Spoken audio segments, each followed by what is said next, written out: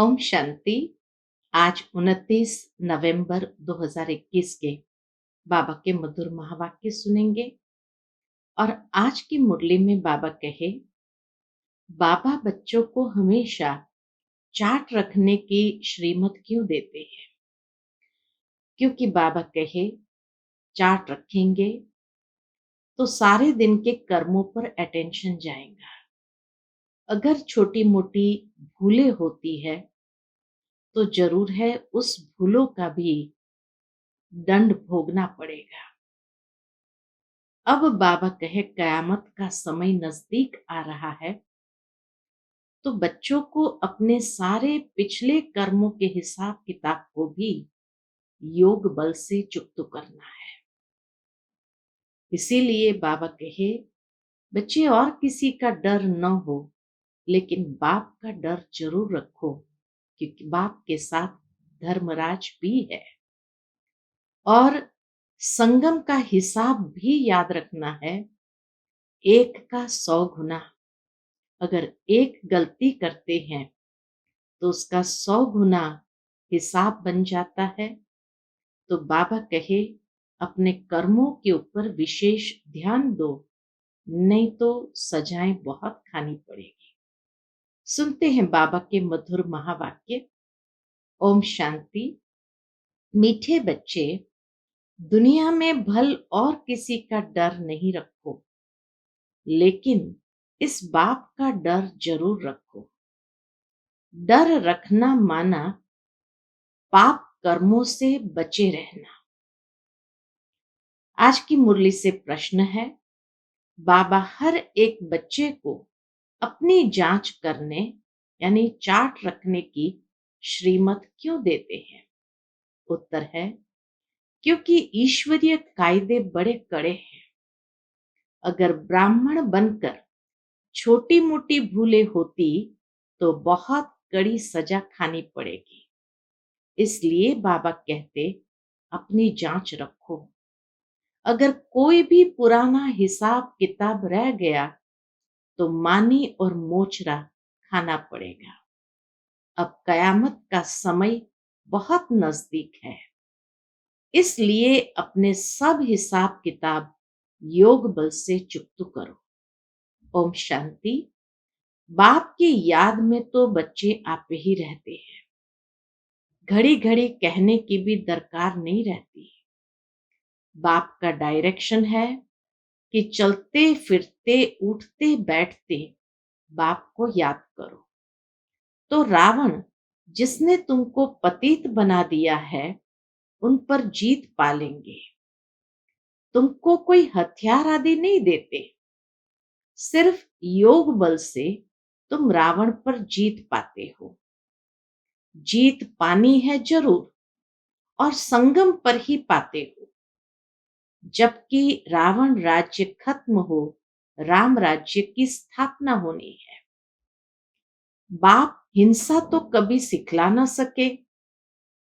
देवताओं का है ही अहिंसा परमो धर्म। दुनिया यह नहीं जानती कि वहां काम कटारी की हिंसा होती नहीं। जो कल्प पहले निर्विकारी बने होंगे वही तुम्हारी बातों को मानेंगे। अभी तुम युद्ध के मैदान में हो। गाया भी हुआ है शिव शक्ति सेना। तुम हो गुप्त वॉरियर्स, हर एक अपने लिए कर रहे हैं। माया जीते जगत जीत बनना है। मन जीते जगत जीत नहीं, बाबा कहे माया जीत जगत जीत बनना है। तुम अपने लिए करते हो, गोया अपने भारत देश के लिए करते हैं। जितना हम पावन बनेंगे उतना ही प्रकृति और ये धरनी भी पावन हो जाएगी। इसमें जो अच्छी रीति पुरुषार्थ करते हैं वह पाते हैं। जो 5 विकारों पर जीत पाएंगे वही जगत जीत बनेंगे, और कोई चीज पर जीत पानी नहीं है। तुम्हारा है ही रावण राज्य पर जीत पाना, अर्थात दैवी गुण धारण करना। सिवाय दैवी गुण धारण किए सतयुग में जा नहीं सकते। तो अपने से पूछना है कि कहां तक हमने दैवी गुण धारण किए हैं। दैवी गुण धारण करना माना रावण पर जीत पाना। दैवी गुणों की धारणा करना माना ही बुराइयों के ऊपर जीत पाना। तो अच्छाइयों से बुराइयों के ऊपर जीत पानी है। दैवी गुण यानी ये दिव्यता से विकारों के ऊपर विजय पानी है। कहते हैं राम राज्य था, तो एक राम ने तो राज्य नहीं किया होगा, प्रजा भी तो होगी। यहाँ राजा रानी तथा प्रजा सब रावण पर जीत पा रहे हैं, दैवी गुण धारण कर रहे हैं। दैवी गुणों में खान पान बोलना करना सब शुद्ध पवित्र होता है। हर बात में सच बताना है, बाप है ही सत्य। तो ऐसे बाप के साथ कितना सच्चा बनना चाहिए। अगर सच्चे नहीं बनेंगे तो कितनी बुरी गति होगी। बाबा अटेंशन खिंचवा रहे हैं, बाप सच्चा है तो हमें बाप के साथ सच्चा बनना चाहिए। अगर सच्चा नहीं बनेंगे तो कितनी बुरी गति होगी। गति तो ऊंच पानी चाहिए। नर से नारायण, नारी से लक्ष्मी बनना है। कहा भी जाता है तुम्हारी गति मत तुम ही जानो। बाप जो मत देते हैं उससे कितनी उच्च गति होती है। बाबा की श्रेष्ठ मत से हमारी कितनी ऊंची गति होती है। ऊंचे ते ऊंचा बाप ऊंचे से ऊंची गति प्राप्त कराते हैं। तो अब श्रीमत पर चलकर दैवी गुण धारण करने हैं। जन्म जन्मांतर के पाप योग बल बिना कट नहीं सकते। इसके लिए याद की यात्रा बड़ी अच्छी चाहिए। याद अच्छी रहेगी अमृत वेले। उस समय वायुमंडल अच्छा होता है। दिन में भल कितना समय भी बैठो, परंतु अमृत वेले जैसा समय नहीं है। अमृत वेला एकदम सहज बाबा की याद में मगन हो जाते हैं। तो इसीलिए बाबा कहे दिन में भल कितना समय भी बैठो, परंतु अमृत वेले जैसा समय नहीं है। अपनी बातें गुप्त है। अंग्रेजी में कहते हैं वी आर एट वॉर। हमारी युद्ध है रावण के साथ। यह है नंबर 1 दुश्मन। राम संप्रदाय ने रावण संप्रदाय पर जीत पाई है श्रीमत से। बाप सर्वशक्तिमान है ना। दुनिया तो बिचारी इस समय घोर अंधियारे में है। अर्थात दुनिया की आत्माएं तो सभी बिचारे घोर अंधियारे में है। उनको मालूम ही नहीं कि हमने हार खाई है। माया से हारे हार है। माया किसको कहा जाता है यह भी कोई नहीं जानते हैं। सारी लंका पर रावण का राज्य था। शास्त्रों में भक्ति मार्ग की कितनी दंत कथाएं लिख दी है जो जन्म जन्मांतर पड़ी है। अब भी कहते हैं शास्त्रों तो जरूर पढ़ने चाहिए। जो नहीं पढ़ते उनको नास्तिक कहा जाता है। और बाप कहते हैं शास्त्र पढ़ते पढ़ते सब नास्तिक बन पड़े हैं। यह बातें बच्चों को अच्छी तरह समझानी चाहिए कि भारत जब सतो प्रधान था तो उसको स्वर्ग कहा जाता था। वही भारतवासी 84 जन्म लेते लेते अब पति तमो प्रधान बने हैं। अब फिर पावन कैसे बने। बाप कहते हैं मुझे याद करो तो सतो प्रधान पावन बन जाएंगे। और कोई भी देहधारी को याद नहीं करो, किसको गुरु नहीं बनाओ। कहा जाता है गुरु बिना घोर अंधियारा। ऐसे दुनिया में गाते हैं। ढेर के ढेर गुरु है, परंतु सब अंधियारे में ले जाने वाले हैं। बाप कहते हैं, ज्ञान सूर्य जब आए तब घोर अंधियारा दूर हो। सन्यासी भल पावन बनते हैं, परंतु जन्म तो विकार से लेते हैं ना। देवी देवता तो विकार से पैदा नहीं होते। यहाँ सबके शरीर मूत पलिती है। बाप ऐसे मूत पलिती कपड़े साफ करते हैं। आत्मा पवित्र बने, फिर शरीर भी अच्छा मिले, उसके लिए पुरुषार्थ करना है। अपनी जांच रखनी है, मेरे से कोई बुरा काम तो नहीं होता है। ईश्वरीय कायदे भी कड़े हैं। कोई बुरा काम करे तो उनकी सजा बहुत कड़ी है। कयामत का समय है, सब हिसाब किताब चुकतू करना है योग बल से।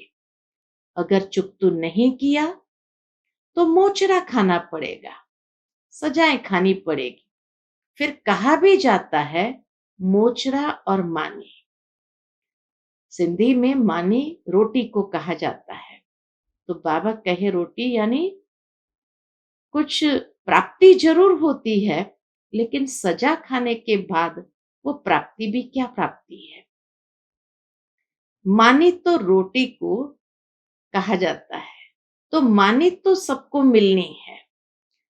मानी क्या है? मुक्ति और जीवन मुक्ति की मानी सबको देंगे। कोई पास विथ ऑनर, कोई को मोचरा मिलेगा, सजा मिलेगी, फिर थोड़ी मानी मिलेगी बेइज्जती से। तख्त पर तो वो बैठ न सके। कोई भी बुरा काम किया तो बेइज्जती होगी, सो भी बाप के आगे। शिव बाबा बैठे हैं ना, तुमको साक्षात्कार कराएंगे कि हम इसमें था, तुमको कितना समझाते थे। अभी मैं संपूर्ण, बाबा कहे अभी मैं संपूर्ण, माना ब्रह्मा बाबा कहते अभी मैं संपूर्ण में हूं। तुम बच्चियां संपूर्ण बाबा के पास जाती हो।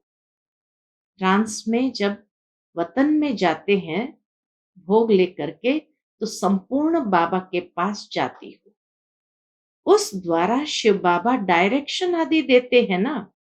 तुमको बाबा साक्षात्कार कराएगा कि इसमें बैठकर तुमको कितना पढ़ाते थे, समझाते थे कि दैवी गुण धारण करो, सर्विस करो, किसी की निंदा नहीं करो। तुमने फिर भी ये काम किए, अब खाओ सजा। जितने जितने पाप किए होंगे तो सजा खानी पड़ेगी। कोई बहुत सजाएं खाते हैं, कोई कम। उनमें भी नंबरवार है। जितना हो सके योग बल से विकर्म को काटते रहना है। यह बड़े ते बड़ा फुरना बच्चों को रखना है। ये बड़े ते बड़ा फुरना माना अंदर में ख्याल रखना है कि हम संपूर्ण पक्का सोना कैसे बने। उठते बैठते यही बुद्धि में रहे। जितना याद करेंगे उतना ऊंच पद पाएंगे। माया के तूफानों की परवाह नहीं करनी है। जितना समय मिले बाप को याद करना है। मुझे तमो प्रधान से सतो प्रधान बनना है। अंदर में एक ही लगन हो कि मुझे तमो प्रधान से सतो प्रधान बनना है। बाप को याद करेंगे तो पाप कट जाएंगे। कोई पाप भी नहीं करना चाहिए, नहीं तो 100 गुना बन जाएगा। माफी नहीं ली तो फिर वृद्धि को पाते पाते सत्यानाश हो जाती है। पाप पिछाड़ी पाप माया कराती रहेगी। बेहद के बाप से बेअदबी हो जाती है। बेहद के बाप के आगे अवज्ञा हो जाती है। तो बाबा कहे बेहद के बाप से बेअदबी अवज्ञा हो जाती है। यह भी बहुतों को पता नहीं पड़ता है। बाबा हमेशा समझाते हैं, ऐसे समझो कि शिव बाबा मुरली चलाते हैं, शिव बाबा डायरेक्शन देते हैं तो याद भी रहे, डर भी रहे। बहुत पाप करते रहते हैं, साफ बोलना चाहिए कि बाबा हमसे ये भूल हुई। बाप समझाते हैं पापों का बोझा सिर पर बहुत है, जो कुछ किया है वह बताओ, सच बताने से आधा कम हो जाएगा। बाबा ने समझाया है जो नंबर 1 पुण्य आत्मा बनते हैं वही फिर पाप आत्मा भी नंबर 1 बनते हैं। बाबा खुद कहते हैं तुम्हारा बहुत जन्म के भी अंत का जन्म है। तुम पुण्य आत्मा थे, सो अब पाप आत्मा बने हो, फिर पुण्य आत्मा बनना है। अपना कल्याण तो करना है। यहां तुम्हें माथा आदि टेकने की भी दरकार नहीं है, सिर्फ बाप को याद करना है। बोले यह भी बुजुर्ग है, ब्रह्मा बाबा भी बुजुर्ग है, नमस्ते करते हैं। बच्चे घर में घड़ी घड़ी थोड़ी नमस्ते करते हैं। एक बार नमस्ते किया फिर रिस्पॉन्ड में भी किया जाता है। बाप कहते हैं तुम मुझे बड़ा समझकर नमस्ते करते हो, मैं फिर तुमको विश्व का मालिक समझकर नमस्ते करता हूं। बाबा क्यों हम बच्चों को नमस्ते करते हैं? तो बाबा कहे मैं फिर तुमको विश्व का मालिक समझकर नमस्ते करता हूं। अर्थ है ना, ऐसे ही बाबा नमस्ते नहीं करते। बाबा हर बच्चे के अंदर वो दिव्य स्वरूप देवता का, विश्व के मालिक पने का देख रहे हैं। मनुष्य तो राम राम कह देते हैं परंतु अर्थ कुछ नहीं समझते। वास्तव में राम अर्थात शिव बाबा। राम वह रघुपति नहीं, यह राम निराकार है, उनका नाम है शिव बाबा। शिव के आगे कोई ऐसा नहीं कहेगा कि मैं राम की पूजा करता हूं। अब बाप कहते हैं तुम मंदिरों में जाकर समझाओ कि यह भी मनुष्य थे। त्रेता युग के दिव्य आत्मा थे। अब इन्हों के आगे जाकर महिमा गाते हैं आप निर्विकारी, सर्वगुण संपन्न, हम पापी नीच है। यह तन भी मनुष्य का है और वह तन भी मनुष्य का है। जिसमें बाबा बैठकर समझाते हैं यह तन भी मनुष्य का है और त्रेता युग के राम सीता वह तन भी मनुष्य का है, लेकिन उसमें दैवी गुण है, इसलिए देवता है। तुम खुद कहते हो हमारे में आसुरी गुण है, इसलिए बंदर है। सूरत दोनों की एक है, सीरत में फर्क है। भारतवासी ही सिरताज थे, अभी नो ताज। गरीब भी भारतवासी ही है, बाप भी भारत में ही आते हैं। जहां स्वर्ग बनाना है वहां बाप आएगा ना। कहा जाता है कलंगी अवतार, कितने कलंक लगाए हैं। अगर और धर्म वाले भी कुछ कहते हैं वह भी भारतवासियों को फॉलो करते हैं। पत्थर बुद्धि होने के कारण मुझे भी पत्थर बित्तर में कह देते हैं। बाप को जानते ही नहीं कि बाप इसमें प्रवेश कर भारत को कितना सिरताज बनाते हैं, भारत की कितनी सेवा करते हैं। बाप कहते हैं मेरी तुम ग्लानि करते हो, मैं तुमको स्वर्ग का मालिक बनाता हूं, तुम कितना अपकार करते हो। रावण ने तुम्हारी मत कितनी मार डाली है, बुरी गति हो गई है। तुम बुलाते हैं पतित पावन आओ, समझाने कितनी सहज मिलती है, फिर भी कई बच्चे भूल जाते हैं। योग नहीं तो धारणा भी नहीं होती है, इसलिए बाबा कहते हैं बांधेलियां सबसे जास्ती याद करती है। शिव बाबा की याद में सहन भी करती है। भारतवासियों में जो देवी देवता बनने वाले हैं वही यहाँ आएंगे। आर्य समाजी तो देवताओं की मूर्तियों को मानते ही नहीं, झाड़ के पिछाड़ी में टाली है। आर्य समाज की झाड़ में पिछाड़ी में टाली है। 2-3 जन्म भी मुश्किल होंगे। बहुत लोग समझते हैं विकार बिना दुनिया कैसे चलेगी। अरे देवताओं को संपूर्ण निर्विकारी कहा जाता है ना। यह भी किसको पता नहीं कि वहां विकार होता ही नहीं है। कल्प पहले वाले झट समझ जाते हैं। गायन भी है, भगवान वाच, काम महाशत्रु है। परंतु भगवान ने कब कहा था, ये किसको पता नहीं है। अभी तुम बच्चे जगत जीत बन रहे हो, परंतु ऊंच पद पाने के लिए मेहनत करनी है। बाप कहते हैं गृहस्थ व्यवहार में रहते सिर्फ बुद्धि योग मेरे से लगाओ। जबकि बाप के बन गए हो तो बाप से लव होना चाहिए।